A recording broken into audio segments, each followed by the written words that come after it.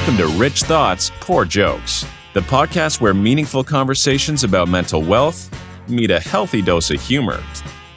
Each week, your hosts, Dr. Roxy Riefkohl-Cook and Dr. Stephanie Ellis, two of Houston's most respected doctors of counseling and psychology, coach you on the path to mental wealth. They will not just inspire, but entertain you while empowering you to elevate your life. Welcome back to Rich Thoughts, Poor Jokes, a somewhat serious podcast where two psychotherapists are here to teach you how to have security, freedom, and luxury in every area of your life. Excellent. All right. So today we would like to talk to you about work, specifically work wealth and how to have it, how to attain it, how to check to see if you need to make some adjustments. I'd say it's so much more important, even in a mental health kind of office, to talk about work than people think it is. This is where we spend more time than we spend anywhere else. If you are an average person and you include your commute, you are spending more time doing work than sleeping and more time doing everything else that you're doing. So it really is important. Definitely. I think it's important for companies too to be thinking about it, not just because employees are spending most of their lives there, but because if you don't have good mental health in the workplace, you're not going to have a good workplace. No. Productivity, just in general, right? So seriously, I think the statistics that I looked at, just to give you the shock factor, a third of your life at work, and again, this can be all over the map, but 90 to 100,000 hours in your lifetime at work. So pretty important. Has to be an underestimate. If anybody listening actually spends 8 hours sleeping and only 8 hours working, go ahead and drop us a line. Right. We'll celebrate you. That's what we'll do, is we'll celebrate you. But then think about, you're in almost all of your morning routine, extra minutes doing what? Preparing for work, not other stuff, right? Driving to work, all of that stuff counts. So I would say even if you're working straight up exactly an 8-hour day, chances that you are spending fewer than 10 hours thinking about, preparing for, coming home from work, it's hard to imagine. You got it. And we hope to cover things related to work wealth because we just want you to be thinking about not just going to work to get a paycheck. I mean, that's important. But also just how do you have some real peace or some real freedom or even some joy at work? Joy at work. It's doable. So yeah, let's talk about that a little bit more. I would say when we think about security, freedom, and luxury, think the thing when we talk about work that's going to most naturally sort of ring a bell for listeners is security. Most people are having jobs because we need jobs, because we need money, because that's how we eat now, right? So it's a different cycle. Our job is not to get the food. Our job is to do other stuff, to get the money, to get the food. Yes. And pay the rent and all that kind of stuff. And so job security, jobs give us security, hopefully. How secure do we feel at work? How secure do we feel in terms of, am I going to get fired versus how secure do I feel just psychological safety? How secure do I feel as a person in this job are all things maybe that we want to talk about. And definitely when you mention this security piece, we do understand that there are moments in time based on where the world is and possibly your job, just in general, the company where you are, that it doesn't feel, I mean, there could be some insecurity that you feel. So some of this might be out of your control, and we are going to talk a little bit about that later. But we're going to really jump into the things that where you could actually make some changes. Yeah, and making changes, that's freedom, right? And so maybe you don't have the freedom to, let's say, not work because you're independently wealthy, or just change jobs because you didn't like it that day. But even when you don't have the big freedoms, where can we find in our jobs, in our work day, in our work moments, small freedoms or freedoms for us to respond to our work requirements differently. Yes. Even when we can't change them. Because we don't have that power. And I love the word luxury. So let's talk luxury for just a minute on what that might look like to have luxury within your job. One of the things that I was thinking of right out of the gate was purpose. And that could feel luxurious. If you go to work and you feel like, oh, I have a purpose here. That's brilliant. I totally agree with that. The thing I was thinking first when you said luxury was these chairs. And listener, if you're listening and you're not watching, you're missing out on seeing these chairs that we're in. These big, gaudy, orange chairs. Podcasting thrones is what we have going on. Okay, so no, I like that one better. I like purpose and meaning in a sense of sort of like moral fulfillment. Yes. But then again, we're therapists, so we kind of have to lean into that because we're not always getting the other thing that people do the work for, which is like being rich. Yes. That. So we're like moral fulfillment. It matters. Totally. Anything else that would bring luxury? How about just a lower, not having so much stress, lower stress level? And we'll talk specifics about maybe how to attain that. But just because stress in general is going to work against that luxury, those good feelings, right? Yeah, we're going to talk bunches about stress. Okay. Right. As we talk about work. And let me throw in here one person you like. Having one person you like at the place that you work, I feel like without being luxury. Yeah, and without making this into a fantasy land, having one person you like at work is awesome. Yeah. Did you point at me when you said that? One person I like. I was hoping you were pointing at me. I wasn't sure. Okay. All right, so that's kind of the framework, right? Yes. So we wanna talk about factors at your job. We're going to mostly talk about the factors that are under your control more, which are going to be factors that are you personally, but professionally too. We're going to talk about skills development and stuff like that. I think prioritizing. How do we prioritize work? In what ways do we? I don't even like the term work-life balance, because it implies that work is not part of your life.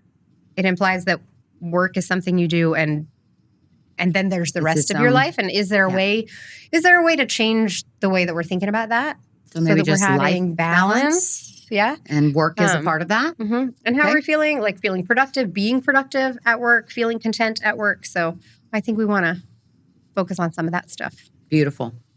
Excellent. And we do, as we've shared with you guys before, that we recognize that it's a lot of content, and we're going to do our best to cover all areas and all types of jobs too, right? Or even where you are in your career, starting out or getting towards the end, towards retirement, but still aiming for work wealth, no matter what job, no matter what season you're in, that type of thing. So, and if you feel like we missed you at any time, then you just drop us an email. You bet. And we will come back to you. Love it. Okay. All right. So I think we said, do we want to give our listeners some questions to think about? Yeah, let's do this the kind of the way that we did with communication. Okay. Just kind of get ourselves into a space for self-reflection. Do we remember that reflecting is about being curious about what's really happening rather than being judgmental about what's really happening? So let's think about this, listeners. When you think about your work situation, whether you are a gig worker or a CEO, just 0 to 10 it for yourself. Overall satisfaction.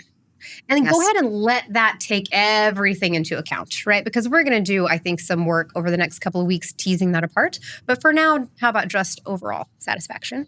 Yes. Love it. So what are some questions? So that's one. What's it? Rate your overall satisfaction. Okay. I'd like to say your energy level. Now, of course, that's going to depend on some other things too, like sleep. But your energy level at work is it's impacted by a lot of stuff. But I think that natural sense of having energy where you are and doing what you're doing is a good indicator about how well work is going for you. Sometimes even when you're doing something that's not particularly pleasant. Right. Yes. And then another thing that is probably important to think about is maybe what I would call work confidence. So when you think 0 to 10, how equipped am I to do this job? How skilled am I at the things that I do? How competent do I feel? Or do I feel like a big old imposter? All right. So satisfaction, energy, and confidence. Excellent. Is that a good place to start? That's fantastic. All right. Love it. So just a reminder also, we've asked you guys in all of our series to really dig in and do some reflection for yourself, right? And so these questions that Dr. Ellis was speaking about, just a reminder that in order to really gain the self-awareness, in order to dig in deeper, in order to make change, we need to reflect. We need to be thinking about where we are. You don't know about. That's it. So we just shared, what are the reasons to reflect, but how do you do it, right? And so a reminder that it's kind of like looking into a mirror and doing an assessment. And by the way, you actually can, specifically related to work, take assessments. I mean, if you are stuck, or you want to look deeper within, am I in the right field? Is my personality and skill set match and align?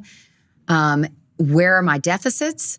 You can actually take real, true work assessments. Yeah. As an aside, consider not just finding those on the Google. Right. Consider Please requesting an assessment from your local mental health professional. That is correct. Excellent. Okay. But other things for reflection would be receiving feedback. Okay. Now, we've talked about that before, where we want to make sure that you're receiving feedback, though, from people that you trust, and would trust that they're going to be open and honest, with you. Some feedback we receive, like more in a performance, more structured, professional evaluation, might come from a supervisor or a director or a boss. And that's another way, though, to receive feedback so that you can continue to reflect what is happening at work. What and how are people viewing my skill set? Can I say a tiny thing about performance reviews at work? Yes. When I was little and I was in dance class, there was and by the way, I cried a lot because I really did not like receiving feedback in that environment. But there was a sign, and the sign said, when your teacher gives you a correction, smile. It means they're paying attention and they care about you. I love that. I was just a little person and I was not really able to take that to heart, but now I am. And I think, when we get a performance evaluation at work, it's just this awful thing usually, right? But does it have to be? You wouldn't be getting that. If they didn't care and they weren't paying attention, you wouldn't be working there. Oh, good point. So Very it's maybe good point. just a little bit of a way to help us take that stuff and really use it. Love it. I love it. And of course, we want you to do a lot of self-reflection. So journal, dig into your past experiences, things that have happened and occurred.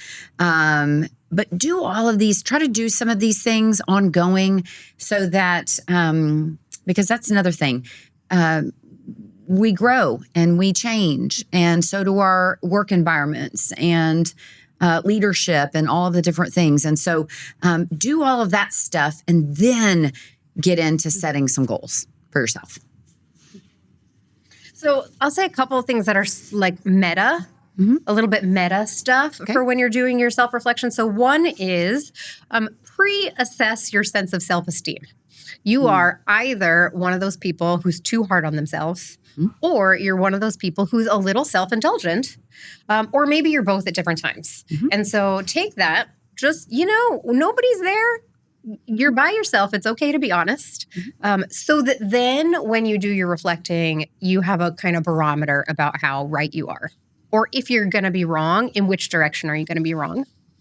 Love it. Another sort of meta thing is, I think it's sort of a therapy cliche to say something like, you are an individual, unique flower, and you should only judge yourself based on who you were yesterday. And I'm like, that's good. I don't know why I said it like that. That's good. It's actually, that sounded like I don't think that's good, but I do. I think it's great.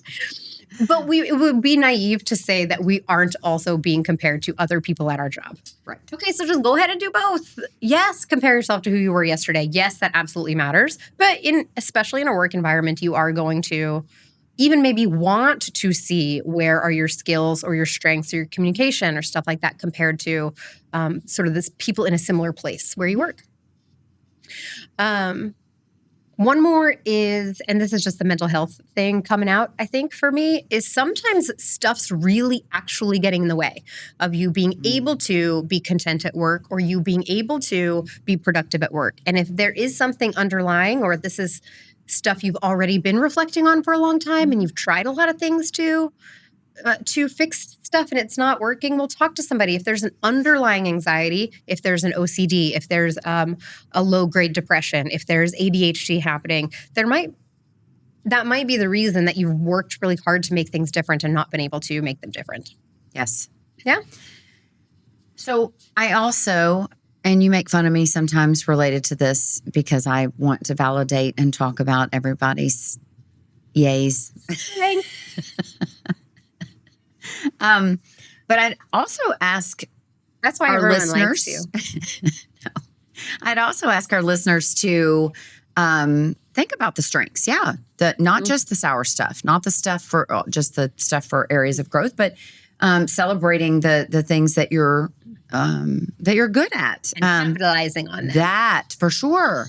Definitely. Just celebrate those wins, especially work wins. Even if you're not receiving feedback, positive feedback, affirmations from others, celebrate those wins on your own and give yourself some grace. If things aren't going so great, conviction and shame. And I like using the celebratory yay today, right? So not just focusing or hyper-focusing on all the things that went wrong or, at work or not meeting deadlines or whatever that might be, but really celebrate a yay today. What did I do well? And even if it's just, I didn't get upset when things weren't going well. That's visibly. A yay. That's a yay today. I didn't get upset visibly. That, right. Right. That. So we are going to tell you, I think it's Bento Liao that in his book talks about applaud, admire, and appreciate yourself. And later we'll talk about doing that with your coworkers. Maybe even your bosses. Or your boss. Oh, yeah. Boss is not necessarily a bad word. True. Definitely not. In fact, sometimes bosses are really awesome. And the reason that we know that specifically is that Dr. R and I went through a period of our lives in which simultaneously we were each other's boss at different jobs. We were. And so we have experience with excellent bosses. We do. And look at us. We are still friends. But you are such a great boss. So there was that. Okay. So let's dig into looking at what would be considered true work, wealth, and satisfaction. How about it? So, and now I'm going to talk, we talked about bosses being awesome. And then we do have an awareness, though, that sometimes there are bosses that are not awesome. And so I think about, there was a statement that was made, something that I read, and it was a top leader. And he said, we're not trying to run Disneyland here. People are here to work, not to be happy, So God forbid you be both. That. So this idea that being happy at work, satisfied, is not indulgent and shouldn't really be optional either, right?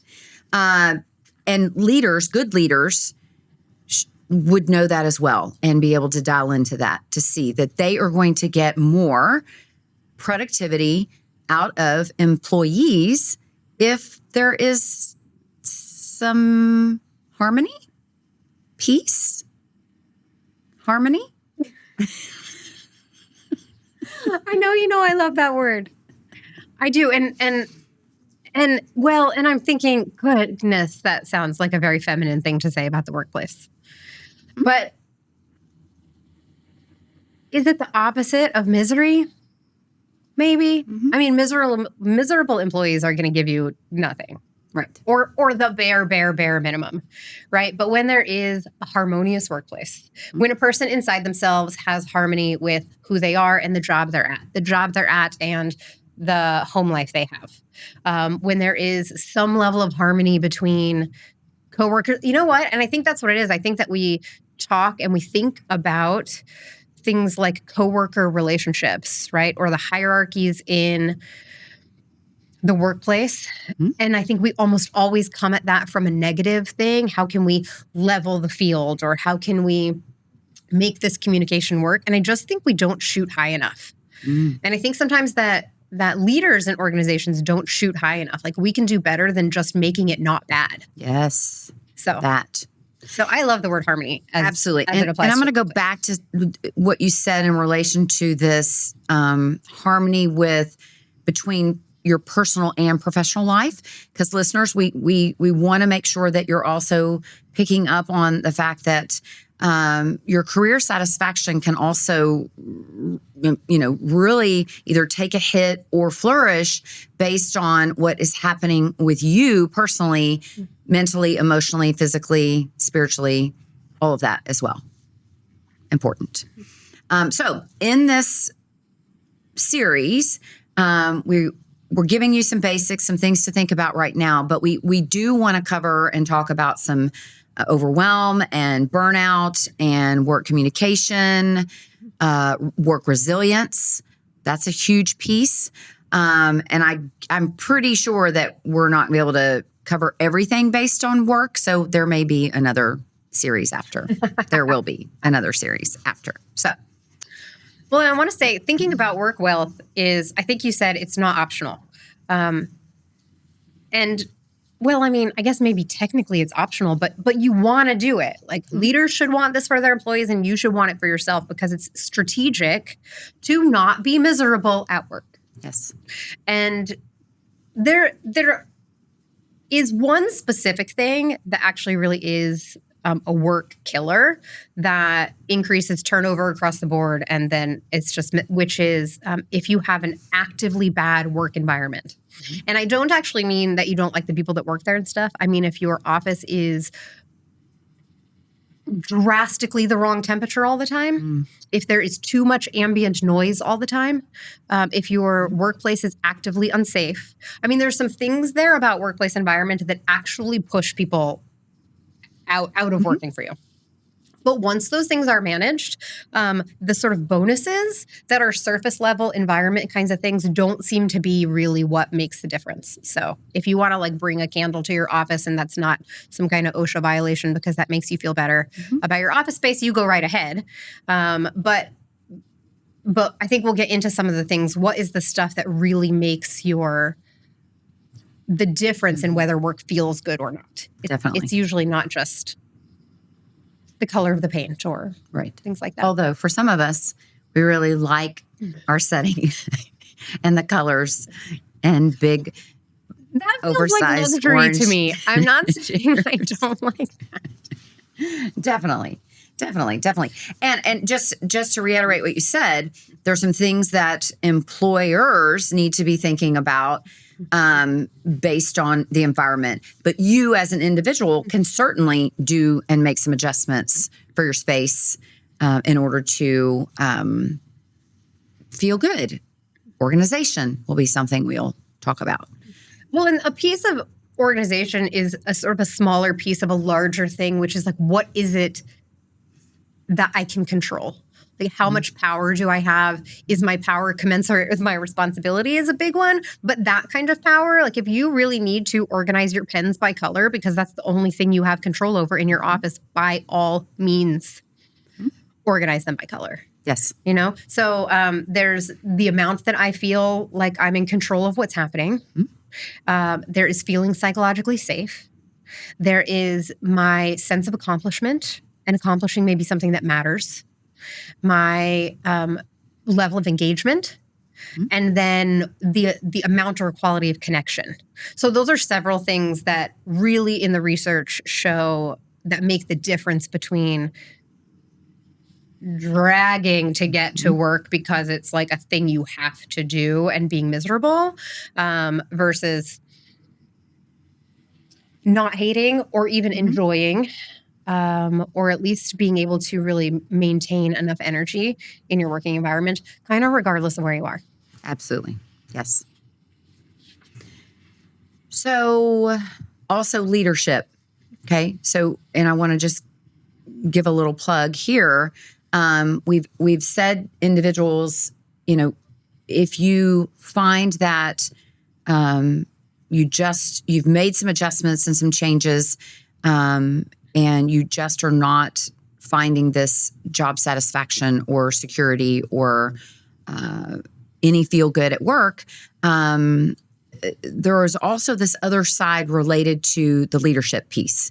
And so we want to make sure also that we're speaking to leaders in the field that are employers, because taking all this into account is important. If you want productivity, if you want growth, if you want, you need some job satisfaction for your employees for that to happen. And a lot of that is, we talked about environment, but also there's a skill set that we are going to dig into, because if there are some missing pieces specifically related to executive functioning, then that there could be some problems there. So another little plug, Dr. Ellis and I do executive coaching for companies. And so if you're an individual who feels like your team could use some of that, and or if you're an employer who feels like you could benefit from some of this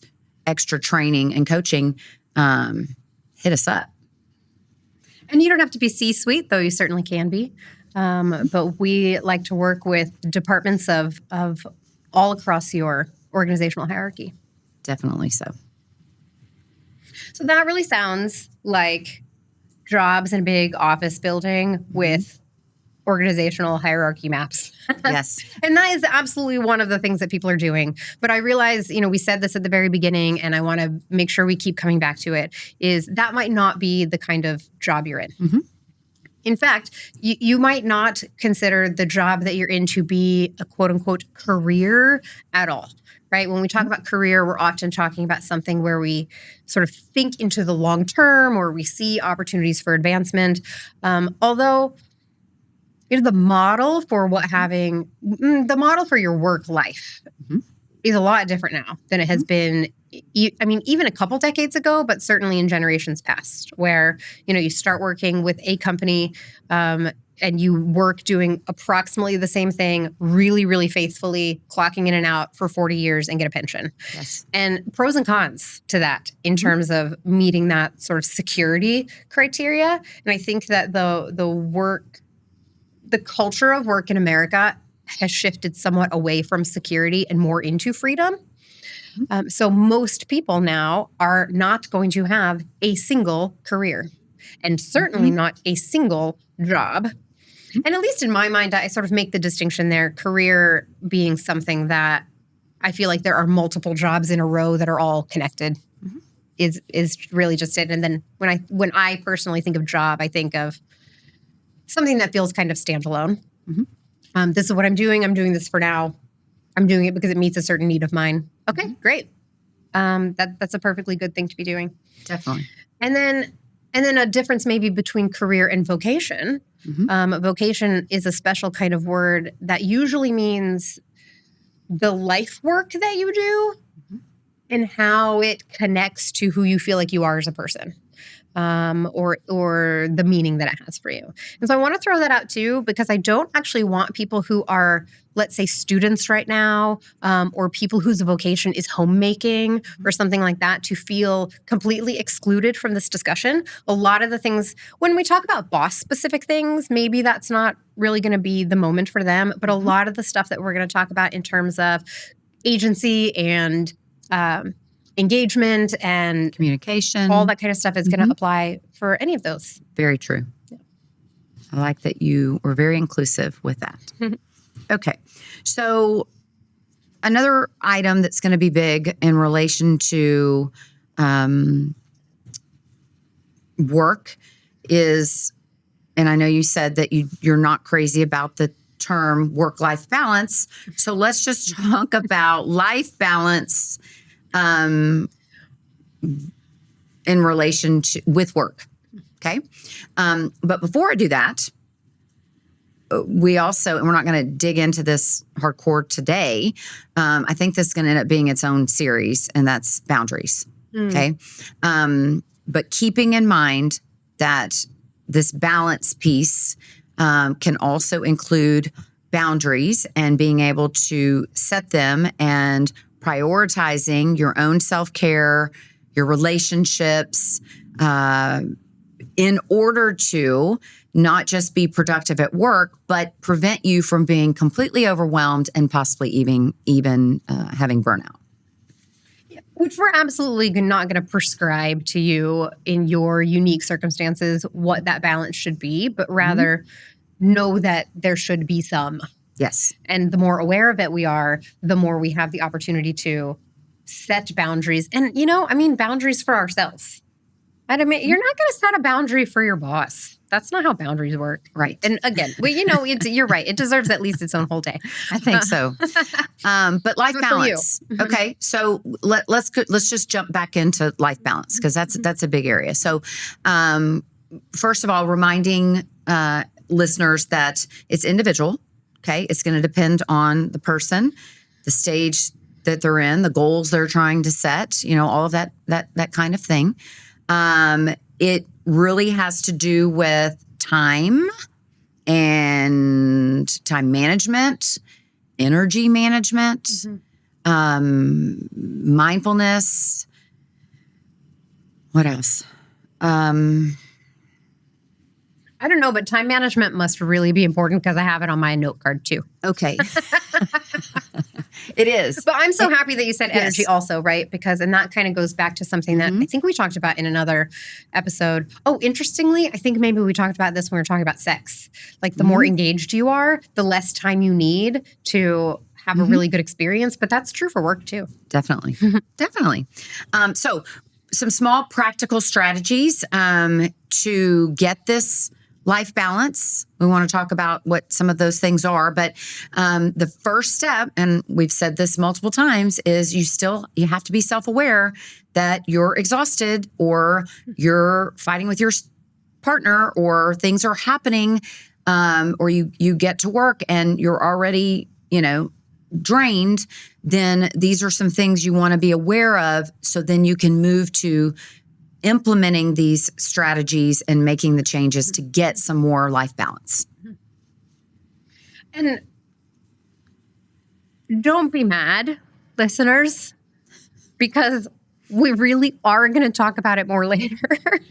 I know we keep saying that, but there's we've already been introducing just the concept of work and work wealth and work balance for so many minutes that I know that some of this is going to have to go in another on another day. For sure. I promise you, we're going to get very practical with you. Definitely.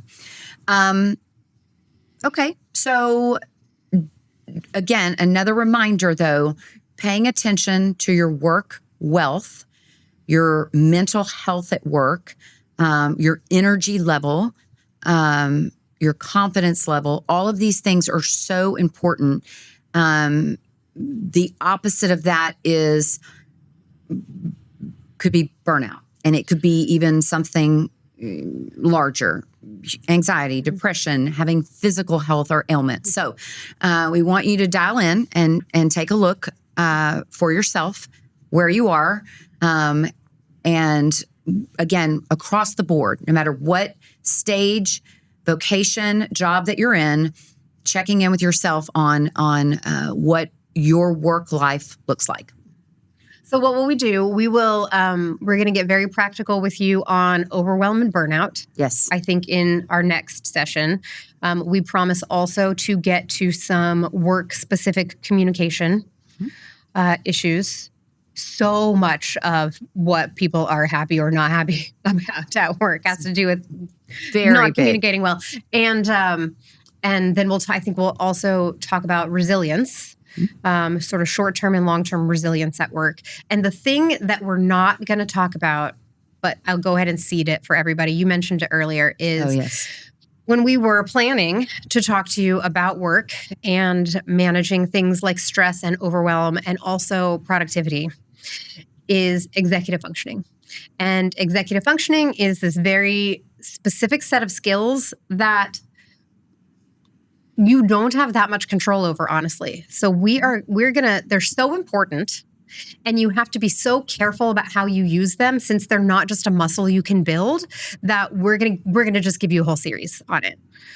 So hopefully that's gonna come right after this one, but I promise that we will. If you feel like something like that is missing from what we do, it's just we realized we didn't have enough time to give it to you right away. Yes. Okay. So are we ready for Crown Jewels? Crown Jewels. Let's go. Crown Jewel number 1. Reflection and self-assessment can separate extraordinary professionals from ordinary ones. Crown Jewel number 2. Work stress and happiness can and will affect your health and your life balance.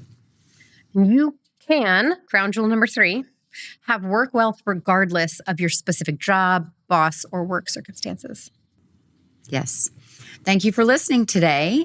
Join us next week for our next part of this Work Wealth series. We're going to talk to you about being overwhelmed and how to not get burned out. Absolutely. Look forward to being with you then. Please subscribe and like. There's something about stars. If there are stars, give us some stars. If there's Please not, subscribe and like our podcast. Follow is a good one. Share it with others. That's important. Okay. One of these days, friends. See you next time. Thank you for tuning in to Rich Thoughts, Poor Jokes. We hope today's episode offered insight or possibility, a new perspective on your mental wealth journey. Tune in next week for more strategies to drive success. Please consider subscribing or sharing this episode with someone else, because your mental wealth matters, and a few rich thoughts and poor jokes can help you live with abundance.